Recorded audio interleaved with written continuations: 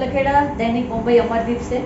मैं आज सुबोध नौटियाल जी के पास यहाँ पर आई हूँ, जो हनुमान चालीसा के मुहिम्मर हैं, और बहुत अच्छा लगा इनसे बात करने के लिए यहाँ पर आई हूँ। बहुत अच्छा लगा इनसे मिल के, और आज मैं इनके कुछ बातें हैं जो आप तक पहुँचाना चाहती हूँ, और आप सुनिए इन्हीं की जुबानी।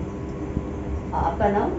मेरा नाम सुबोध नौटियाल, सेवक हनुमान चालीसा टोली बांधने वाला।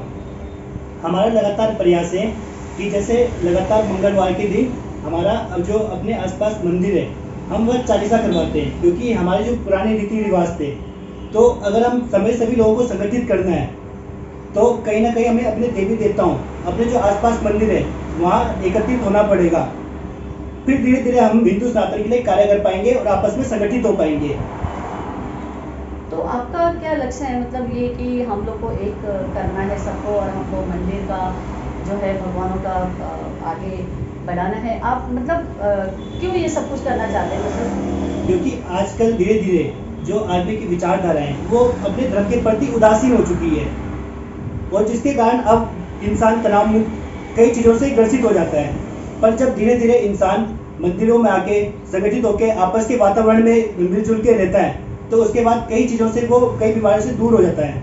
और ये ही नहीं कि जितने भी आजकल जैसे गौ माता के लिए सब उदासीन है, कोई कुछ करता नहीं है गौ माता के लिए। गौ माता को छोड़ दिया गया है, सड़कों में गौ माता का बुरा हाल है, और कई चीज़ें नर्सियात में हमारी बहनें फंस रही हैं, गौ माता का मांस बेचा जा रहा है। तो जब हम धीरे धीरे संगठित होंगे तब इन चीज़ों के खिलाफ हम आवाज़ उठा पाएंगे। मैंने सुना है कि आप मतलब लॉ जुआत के लिए आवाज़ उठा रहे हैं। जैसे आप जो नशा कर रहे हैं आजकल के यंग बच्चे, उनके लिए आवाज़ उठा रहे हैं, या मतलब जैसे गौ हत्या हो रहा है उसके लिए आप आवाज़ उठा रहे हैं। तो आपके अकेले आवाज़ उठाने से क्या ये सब बंद हो जाएगा? जी नहीं, तो इसीलिए हमारा प्रयास है कि धीरे धीरे मंदिरों के द्वारा हम धीरे धीरे लोगों को संगठित करें, क्योंकि अकेला अगर मैं चलूँगा तो ज़्यादा दूर तक नहीं चल पाऊँगा। जब मैं सबके साथ चलूँगा तो मुझे पूरा विश्वास है कि हम सभी एक साथ बहुत दूर तक चलेंगे।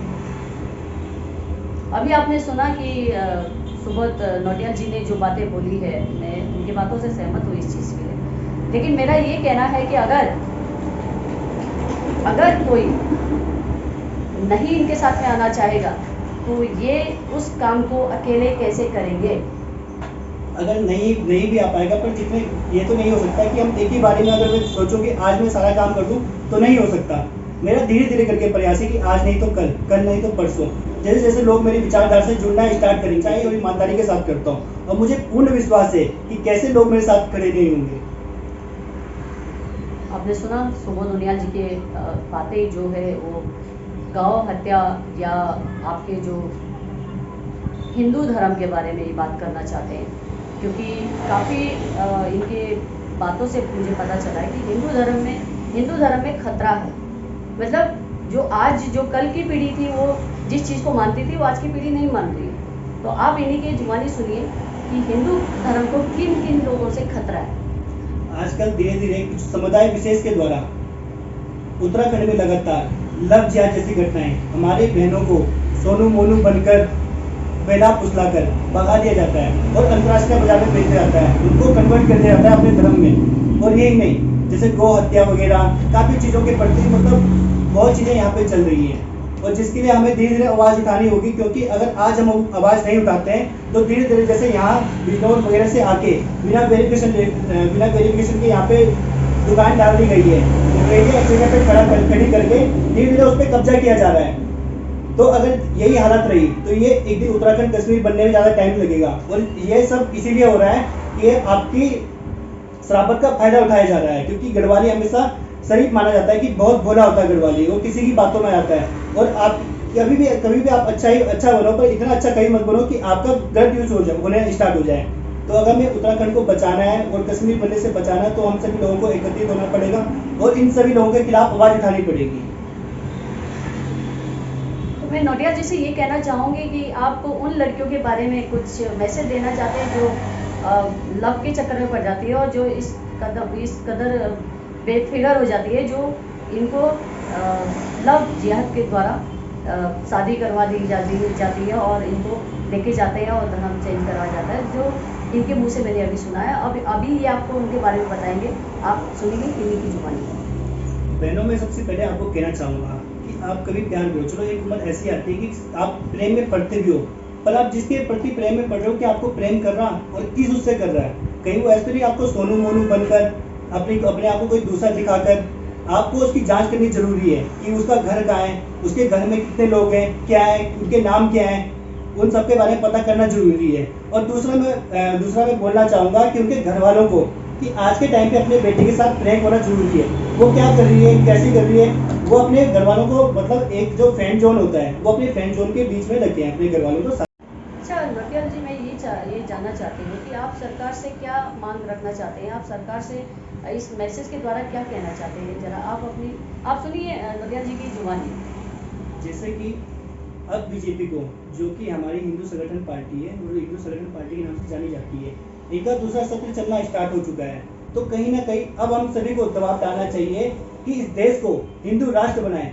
अगर ये देश हिंदू राष्ट्र बनता है तो लव जिहाद जैसी, गौ हत्या जैसी जितनी भी घटनाएं हैं, कभी हमारे मंदिरों को, जो हमारे मंदिर है जिन पे पूजा करके हमारे भी शिव जी भगवान जी मिले, तो सभी लोगों को मैं बधाई देना चाहूंगा कि सर्वे रिपोर्ट में काफी चीजें जो हमारे पक्ष में, और बहुत जल्दी मुझे विश्वास है कि वो मंदिर बन जाएगा। तो लगातार 350 कुछ सालों से उस पर पूरा किया जा रहा था और उस पानी से वहाँ पे हाथ धोया जा रहा था जहाँ पे हमारा शिवलिंग था। तो हमें अपने मंदिर को वापस पा सकते हैं और हमें राम मंदिर के लिए इतनी बड़ी लड़ाई नहीं लड़नी पड़ेगी अगर ये देश हिंदू राष्ट्र बनता है। और काफ़ी चीज़ें जैसे अगर शिक्षा के क्षेत्र में देखें, अगर ये देश हिंदू राष्ट्र बनता है तो शिक्षा के क्षेत्र में भी भारत बहुत आगे जाएगा, क्योंकि आज से लगभग 500 साल पहले भी, आज से पहले जब हिंदू सनातन में उस समय जो शिक्षा पद्धति थी वो 500 वर्ष आगे थी।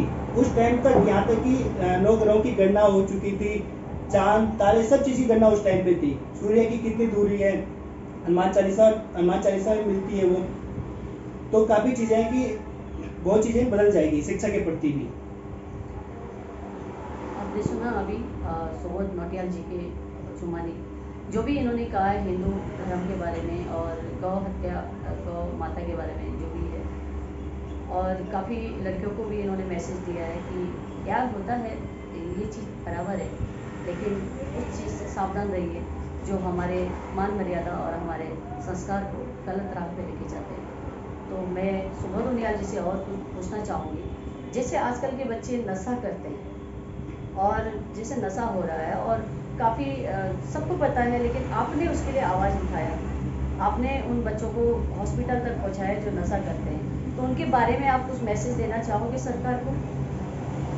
मैं सरकार से कहना चाहूँगा, सरकार और साथ में पुलिस प्रशासन से भी मैंने लगातार काफ़ी टाइम तक इसमें उन तक ध्यान चलाया और कभी इस टाइप की बीच में करता रहता हूँ कि बीच में जाके तो जो मेन थे, जो प्रेगनेंट जो मेन थे ऊपर लेवल के, उनको नहीं पकड़ा जाता, वो छूट जाते हैं। पर जो ये बेचारे बच्चे जो फंस चुके हैं इनके दलदल में और 2 पैसों के लालच में ये स्मैक वगैरह बेच रहे हैं, प्लीज़ उनको ना जाके, जो मेन दरिंदे इस चीज़ के जिन्होंने इन बच्चों को लत दिलाई, उनको ना पकड़ के इन छोटे छोटे बच्चों को पकड़ा जा रहा है। और आप सभी भाइयों को बोलना चाहूँगा कि भाइयों, इस टाइम जो आपके साथ चल रहा है, आपकी बहनों की नजरें, और आप कहाँ पड़े हो स्मैक के चक्कर में, नशों के चक्कर में, कहीं ना कहीं यार अब आपको इन चीज़ों से हटना पड़ेगा।